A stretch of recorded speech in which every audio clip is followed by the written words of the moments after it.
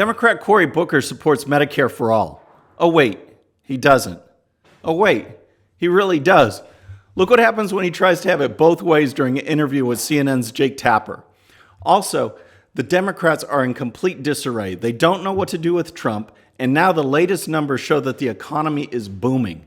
What are they going to do in 2020? We'll look at that, plus ask the question, is this the end of women's sports? All of that and more. I'm Bobby Eberle. This is a 13-minute news hour. And God bless the United States of America.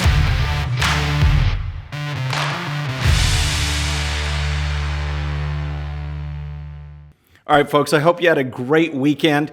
Please hit the subscribe button, and when you do, go ahead and hit the bell. That way you'll be notified. All right, let's dive into the show. First, we're going to start with Cory Booker, because he right here just personifies the whole state of the Democrat Party. He was talking to CNN's Jake Tapper this weekend, and Jake was taking him to task on his stance on Medicare for all, trying to have it both ways, saying, I support this left-wing position. Oh, no, I really don't. I'm a pragmatist. I do believe in private health insurance. Look at what happens when it goes down, because Jake actually tried to do a good interview, and here's how it started. You are a co-sponsor of Bernie Sanders' Medicare for All bill, which essentially will ultimately get rid of private health insurance for everything except for extraneous things like cosmetic surgery. But you have said you favor a health plan that does not do away with private insurance. So are you supporting a bill you don't believe in? I don't understand. No. All right, so he seems a little bit confused, but surely Cory is going to answer this question, right? You don't let your sort of purity of what you're looking for undermine urgent results needed right now for the people in your community. They don't have time to wait for us to get to a point years down the road. Wait a second, was that even an answer? Do you know what he even said? I don't understand the words you just said. See, yeah, I don't either. But here is Jake doing a follow-up, trying to get the answer. This system is broken. Right, but do you support Medicare for all? I stand by supporting Medicare for all, but I'm also that pragmatist. So Booker is a pragmatist. And what he means by that is, I'm left-wing, but hey, not too left-wing. So Tapper corrects him and actually gets to the heart of the politics. With all due respect, Senator, that's not what this bill does that you co-sponsored. And Jake, we're friends long enough to say that whenever you start something with all due respect, you know it's trouble. I know it's trouble. Well, the text of the bill says, quote, "It shall be unlawful for a private health insurer to sell health insurance coverage that duplicates the benefits provided under this act." And I just wonder, look, you favor a pragmatic approach that doesn't go that far. And I just wonder, did you feel pressure from liberal and progressive activists? Oh, you need to sign up for Medicare for all when you didn't actually believe in it? Look. So see, there you have it. And it gets to the heart of what's going on with all the Democrats. They're running a socialist electorate. They're trying to get elected by socialists by running as far to the left as possible. Yet they know that's not America. That's not mainstream America. So they try and caveat it, say I'm a pragmatist, say I don't really believe it. Well, guess what? If you sign up for Medicare for all, you are saying you do not believe in private health insurance. There's no two ways about it, and Booker got blasted by it. So that's just Booker, though. All the Democrats in general are in disarray because they have to run against President Trump, and they don't know what to do. They didn't want him elected in the first place, so they spied on him. The media, since he got elected, has been intense. They tried to get rid of him with the Mueller investigation. That didn't work. They thought the American people would probably reject him because he doesn't know what he was doing. And yet the economy is booming, and the latest numbers show it. This weekend, President Trump took to Twitter, and here's what he said. He said, "We can all agree that America is now number one. We are the envy of the world, and the best is yet to come." So see, he put a couple links there from Drudge Report. So let's look at a few of those, and so that you'll have some ammunition on what's really going on with the economy. First, from the Associated Press. Hiring accelerated and pay rose at a solid pace in April, setting the stage for healthy U.S. economic growth to endure despite fears of a slowdown earlier this year. Employers added 263,000 jobs, with the unemployment rate dropping to a 5-decade low of 3.6% from 3.8%. Average hourly pay rose 3.2% from 12 months earlier, matching March's year-over-year increase. American households have become more confident since the winter and are ramping up spending. Consumer spending surged in March by most in nearly a decade. A likely factor is that steady job growth and solid wage increases have enlarged America's paychecks. And here's a follow-up report from CNBC. Leaving aside month-to-month fluctuations, the labor market is still very strong, adding almost double the number of workers needed to keep pace with new entrants to the labor force in any given month, said Eric Winograd, AllianceBernstein senior economist. Wages may have been slightly tepid this month relative to expectations, but are still growing at just about the highest rate this cycle, and the unemployment rate is at a multi-generational low. All right, so folks, and the other links that he pointed out show that Hispanic unemployment is at historic lows. Women's unemployment is at major lows. And even unemployment for people without college educations are at all-time lows. So it just shows that the economy is raising all boats. And so the Democrats are going to have a hard time. We already saw in previous show that Biden is running on Trump is a racist. That's his card. You've got other people blasting him like Alexandria Ocasio-Cortez and Rashida Tlaib and Ilhan Omar saying that he won't, embrace socialism with the Green New Deal, or he's too pro-Israel. And Biden says he's racist. So there's their platform that they're running on. Basically, Trump is a, pro-Israel racist, non-socialist. Well, good luck with that one. All right, folks, I want to talk about women's sports because this is a big deal. I've been an athlete, my whole life, first in tennis, then in racing. And I've got a daughter who competed, at a very high level in sports, my son as well.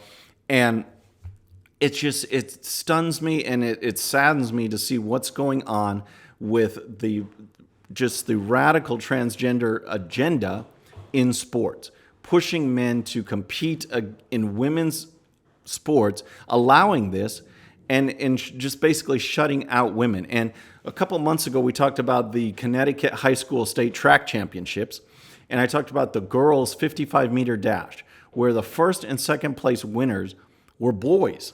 All right. Recently, you had a World Championship women's cycling event. I'll put the picture up here. And this shows the winner of that event. Okay. And then last week, we had a powerlifting event where a woman won in the women's division. The winner in 9 out of 9 events is a biological male. So what are we doing? What are we doing here allowing this kind of thing? And the report is just amazing because it just shows how much of an advantage in powerlifting it really was. Here's a report from Breitbart. It says, transgender powerlifter Mary Gregory recently celebrated the feat of smashing 4 women's weightlifting records at the same event. But opponents cried foul since Gregory was born a man and also only recently announced becoming a transgender woman. Competing at the 100% Raw Weightlifting Federation competition last weekend, Gregory set a series of records for women's weightlifting and won 9 out of 9 events. Gregory set records in Masters World Squat, Open World Bench Press, Masters World Deadlift, and Masters World Total, Yahoo Sports reported. And you could expect that there was outrage, and outrage actually did come in from female athletes. Here's one from Sharon Davies, who's a former British Olympic swimmer.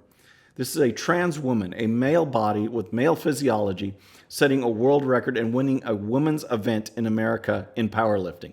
A woman with female biology cannot compete. It's a pointless, unfair playing field. All right, 2004 Olympic gold medalist Kelly Holmes tweeted this. It's a bloody joke and all getting ready for biological women to boycott certain events. Have a trans category if need be, but even better, a trans games. Otherwise, I'm starting to worry about the backlash and abuse that the trans community will get from spectators. It will happen. Fortunately, this organization, this 100% Raw Powerlifting, issued a statement following this event because of the backlash and because maybe they actually have a good head on their shoulders. And in their statement, I'll put it up here, they said that according to them, this person who competed is a physiological male and will be classified for that event as male. And then it goes on. Since the lifter's gender classification for the purpose of our rules is not consistent with female, no female records will be broken by these lifts. All right, so at least they're addressing it, but this is going on and on and on. And not only is it unfair to women, but it also shows the lunacy of the left and how their coalition is so bad to begin with, because they do not stand on regular principles like conservatives do of freedom, liberty, and things like that that can apply to everybody. They try and base things on coalitions and interest groups, and when they collide, they are left, looking stupid. A perfect example is if you have the gay and lesbian community and the Muslim community.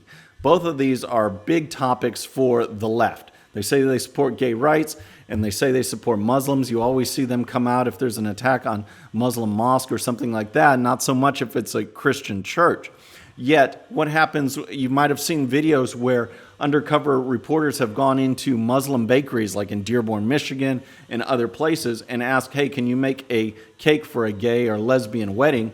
They have no problem saying, no way, we're not doing that. And yet there's no controversy there because it's two interest groups of the left going head to head. And so they kind of are just quiet and they let it go. Here we're seeing the same thing. You have the left, supposedly the champions, the advocates of feminism and women. And then you have this radical transgender agenda. And now they are running head to head. Believe me, if you're in favor of biological males competing in women's sports, you are not pro-woman. It's absolutely ridiculous. And once again, you have two competing interest groups, and the left don't know what to do because they do not stand on principles. All right, folks, finally, I've got a quick segment, and I call it the whatever segment, all right? Because for some reason, Kevin Costner decided that he wanted to speak out on politics. Whatever. Yeah, that's right, whatever. And so he decided, he talked to Vanity Magazine and Variety Magazine, and he had this to say. All right, this is the greatest experiment in humankind, America, Costner told Variety. The great idea about America still exists. It's still here. People still want to come here, but we're not first in hardly anything that matters, and we have an inflated idea of who we are.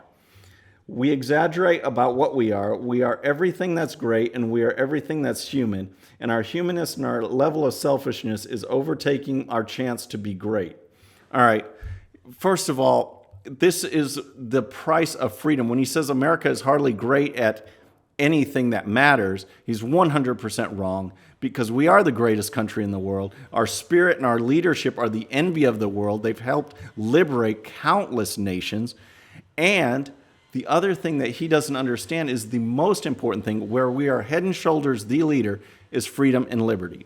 And if you have freedom and liberty, you will not necessarily be the tops on other categories. If you judge about healthcare or longevity or various diseases, America may not be at the top. And you know why? Because we have freedom of choice. You can mandate a diet that would probably get rid of heart disease, but that's not freedom. People here have the freedom to eat whatever they want, and with that comes consequences. And this is what Costner doesn't understand. And for him to blast America when it's the freest country in the world just shows how out of touch he is.